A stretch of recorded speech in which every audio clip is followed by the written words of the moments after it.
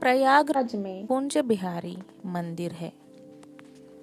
वहाँ के एक अत्यंत धनवान व्यापारी रहता था। उसके पास अपार संपत्ति थी, मान सम्मान था, पर एक कमी थी, उसके कोई संतान नहीं थी।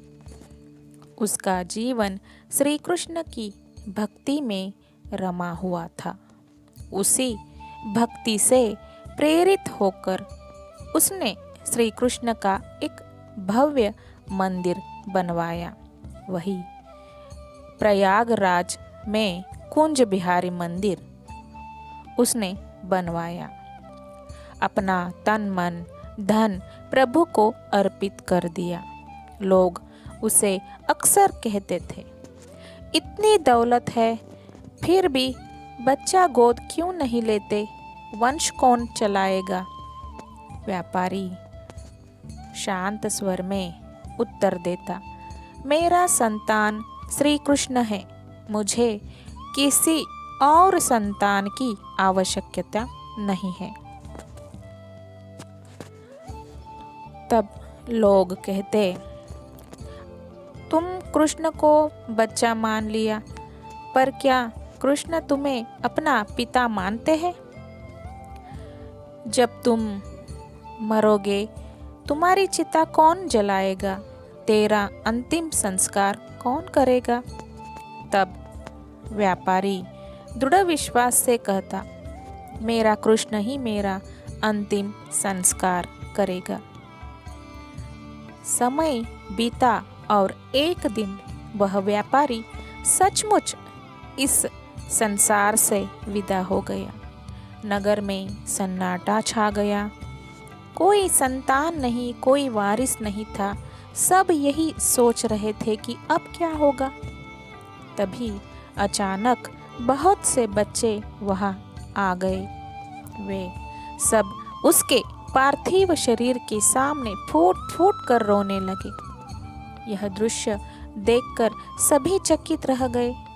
जब लोगों ने पूछा कि ये बच्चे कौन हैं, तो बच्चों ने कहा, हम अनाथ हैं। इसी व्यक्ति ने हमारी पढ़ाई, भोजन, वस्त्र और जीवन की हर जरूरत का ध्यान रखा। वह हमारे लिए पिता समान था।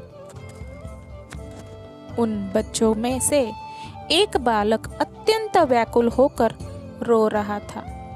उसी बालक ने पूरे विधि विधान से व्यापारी का अंतिम संस्कार किया। गंगा तट पर पहुंचकर उसने श्रद्धा से पार्थिव शरीर की भस्म को गंगा में अर्पित किया, परंतु भस्म विसर्जन के बाद वह बालक बहुत देर तक बाहर नहीं आया। समय बीतता गया। लोग चिंतित होने लगे।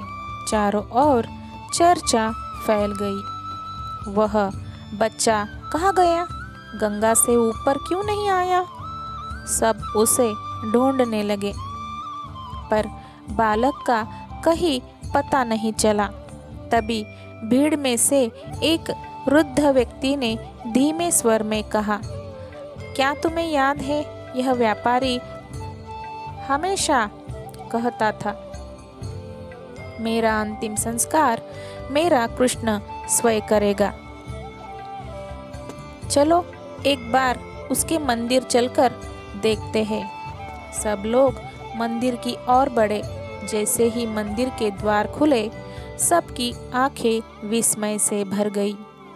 श्री कृष्ण की मूर्ति पूरी तरह से भीगी हुई थी। वस्त्रों से जल टपक रहा था। मंदिर के भीतर जल की सुगंध और एक अलौकिक शांति व्याप्त थी।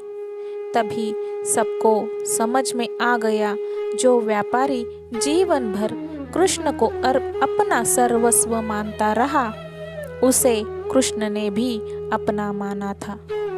जिसे संसार हंसता रहा, उसके विश्वास को स्वयं भगवान ने प्रमाणित कर दिया। अगर आप श्री कृष्ण को पुत्र मानते हैं तो वे पुत्र का धर्म निभाते हैं, पिता मानते हैं तो पिता बनकर रक्षा करते हैं। मित्र, बंधु या सर्वस्व माने, श्री कृष्ण अपने भक्त को कभी अकेला नहीं छोड़ते। कृष्ण पर विश्वास केवल भावना नहीं, वह एक जीवित सत्य है। जय श्री राधे राधे। धन्यवाद।